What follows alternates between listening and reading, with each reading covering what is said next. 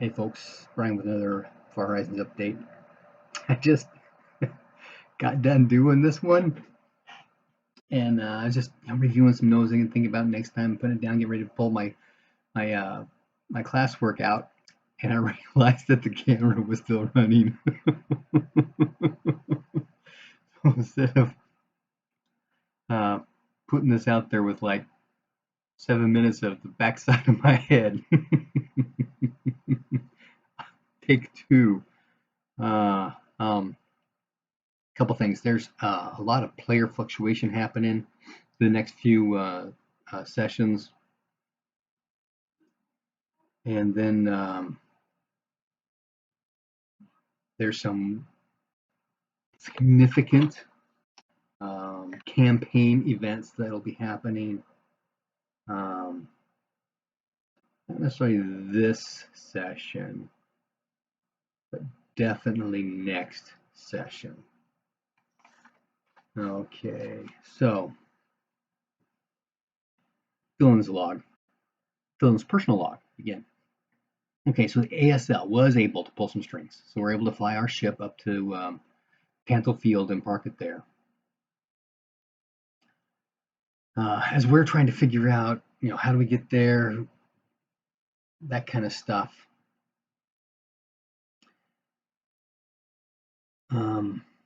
We estimate about 2 weeks out to where we think we're supposed to get to. And there's some discussion back and forth. Okay, what's battery life? 4.5 weeks in, 4 weeks out. We need to recharge, that kind of stuff. Power control issues. There is a restaurant here. It's called Joey's, and they have a picture of the Jolly Roger here in this place. And it turns out that Joey, the owner, right, died in a squid attack on an ice runner race. They have these skiffs that they race out on the ice, ice boats kind of stuff. And apparently there's these giant squid creatures underneath the ocean that when they hear stuff going across the ice, they come up.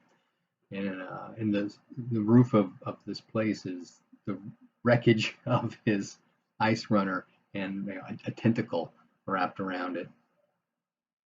But we go there in order to meet this guide service. And we ask around about, some of the stuff, the picture, that kind of thing. And it turns out that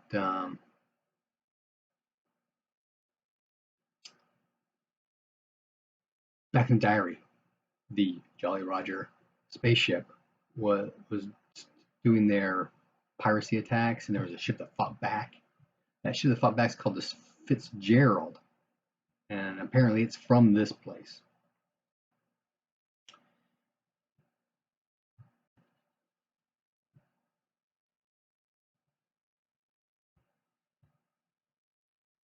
Jack the Outfitter now owns Joey's.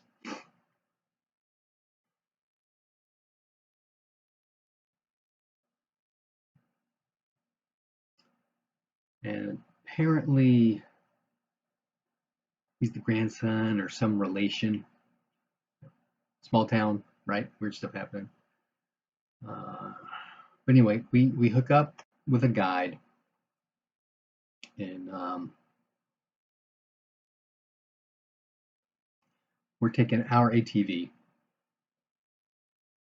and we head out. So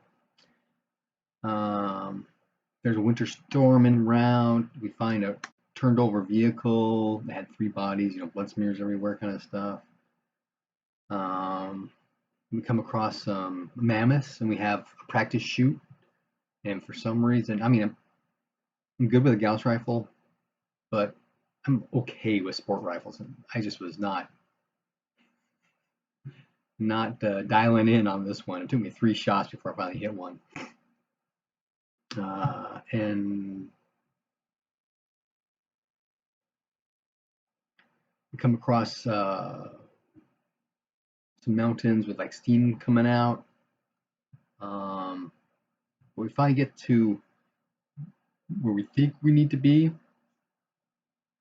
and it's another kind of mountain range kind of thing, or a single mountain peak, right, an island. And we establish a base camp on the southeast side. We decide that we're going to go up and explore. The guy says, "Hey, I don't recommend doing that, but you know, what are we going to do? We're paying him." So we go out. He says, "Hey, I'll be here base camp." We take the ATV around. We're going to map the mountain on the north side. There is in the diary descriptions and some doodling of 3 different cave entrances. And I want to say they're from the north side, so that's why we're focusing on the north side. But we find a cave with steam coming out and a waterfall that eventually freezes. And so there's a steam flow that's melting the ice, causing the water flow. So we go on up there, check it out. There are cat scratching marks around. Find a dead mammoth in there, a dead giant cave bear.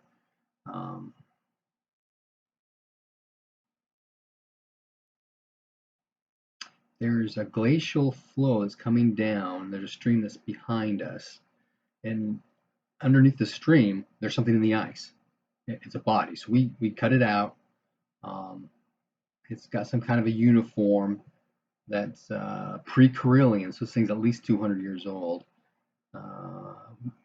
We investigate the body, and we notice on the back of the neck a very minor but precise incision at the nerve bundle. Very, like whoever did this thing knew exactly what they were doing. We continue going through, and we come across, for lack of a better word, a structure. We pretty much just kind of bump into it because sensors aren't picking up anything. As we go in and start, looking around, it's kind of a 9-pointed object. It's 2 stories tall. They're tall. There's a little bubble thing, and there's a ramp that goes from the first floor to the second floor. There's a waterfall into a pool in the center of this thing with a stream that comes out.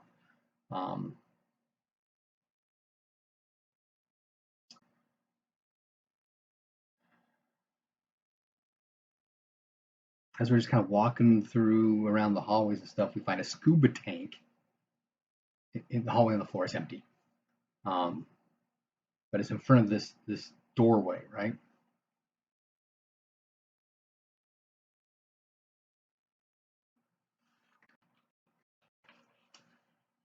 There are these cliffs on top of each of these doorways. Well, they appear as we come to the doorway, and you don't really hear a voice, but we hear something. And somebody seems to understand it. That's saying, "Be at peace."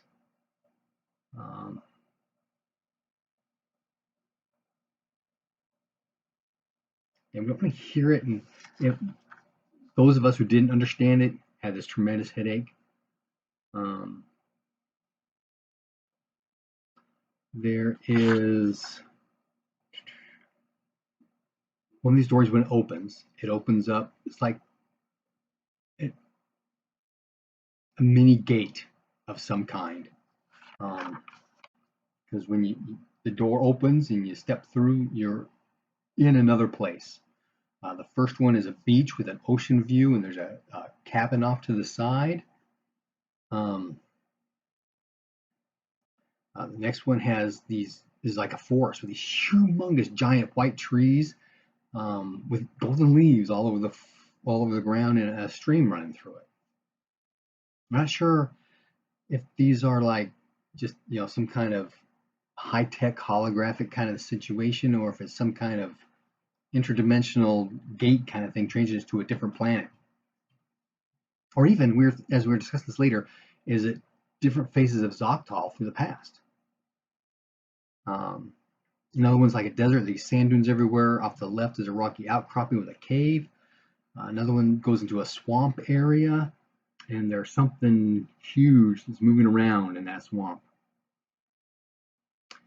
The next one is where we found the scuba tank, and it opens up into an underwater scene. I mean, it's got that vision distortion, like you're looking through water, and it's at the bottom of an ocean or something, because it's got that muck down there. Oh, and each of these doorways have different glyphs on them. It's not like door. It's like it's trying to say something to us.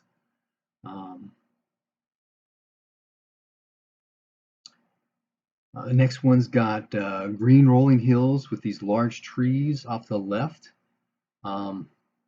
Is webbing like from a giant spider up in these trees. And off the right, there's a rocky outcropping. The next one's got a platform, goes onto a giant cliff face. Possibly a cave. Those could be stalactites we see up top. I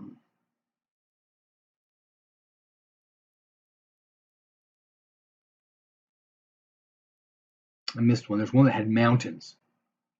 And off the left is a trail, but there's like in the background a volcano with lava flows coming down. And when we went through this door, there were like 4 words that we felt impressed on. Somebody recognized it as being a female voice. I think saying greeting. So weird mental stuff going on here. Then there's a ramp up to like living quarters. There's a living room, a number of bedrooms, a parlor of some kind that's been completely tore apart. And then there's a section of tech stuff. One has a holographic display of the solar system. We think it's Zoctal, based upon background star formations, that kind of thing, but Zoctal's in the wrong orbit, and in fact, it's not an ice ball. It's green. And there's some weird stuff that happens when we're messing with this, because we stayed for a while to mess with this thing. As you move towards the planet moves towards up like a magnification kind of thing, right? And things like the actual orbit appear with like a dashed line kind of thing.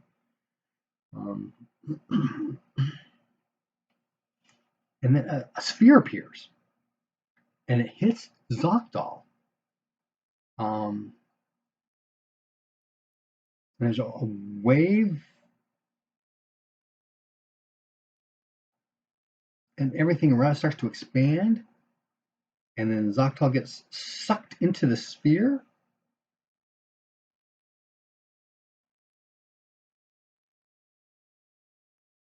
Weird kind of stuff. So we're kind of thinking maybe that's something that happened in the past, or maybe in the future. Probably no, really.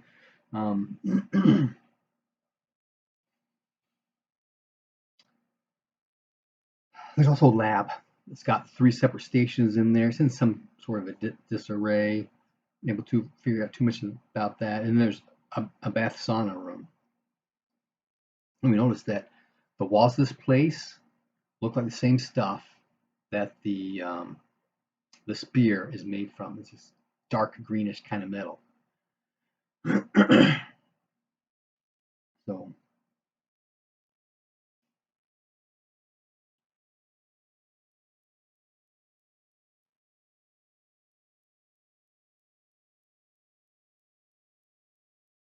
when we're in the solar system room,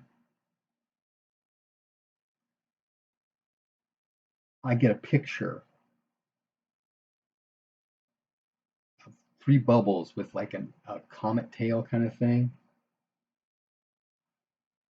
And inside the bubble is a teardrop shaped sailing ship. And so I'm following it around, And just like how Zoctal's orbit was manifest, the trail of the ship was also manifest. Um, and it goes to this toroid planet, like a donut kind of thing. And there's a moon moving in and out through the center, and another moon that's moving around the outside. We call this the bug gun because it looks just like or very similar to the cave painting stuff that we ran into when I was on the bug planet when the party first woke me up out of hypersleep. Well, they did, but I wasn't. We weren't in hypersleep. I was thrown into the sleep chamber when or was I in the sleep chamber? Hard to remember. So long ago. Well, anyway, that planet, right, with River, the bolo tank, um, and I still have those on my commune. Every once in a while I keep looking through those, checking star charts, trying to figure stuff out, and that sort of thing. So we decide. Oh, in this place, the furniture is disproportioned for humans. Um, Somebody who's much taller, has longer limbs, arms, hands, that kind of stuff. Um, so we go to spend the night in the cabin on the beach. And I must be a close or something. I went to climb up on top of the roof, just, as a guard position overnight kind of thing for my turn of watch kind of deal.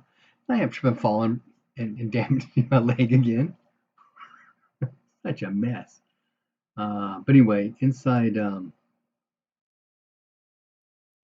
the cabin in the basement, it's kind of like a cave. There are what we consider bedrooms, but there's nothing in there except for sand on the floor. But if you lay down in the sand is like memory foam to your body. Very comfortable. Pantry, plenty of food. Fire in the fireplace. Yeah, I want to show you what's going on with this.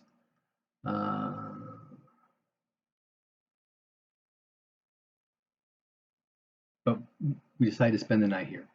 There's 4 of us, and there are 4 bedrooms. Convenient. So we spend the night.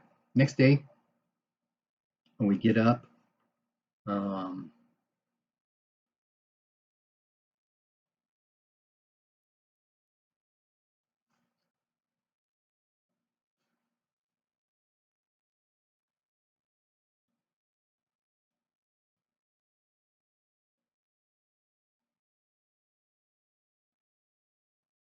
go investigating again.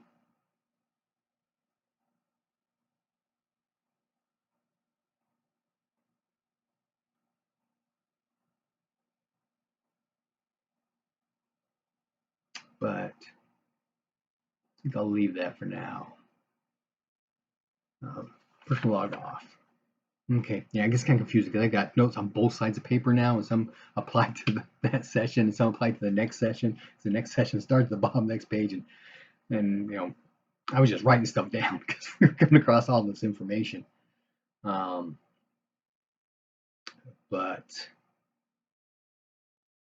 so weird stuff. We come across this ship, villa, temple, something, right? And this is a key piece that runs the rest of the campaign up until where we are currently, which we're going to play again this weekend. But happy gaming.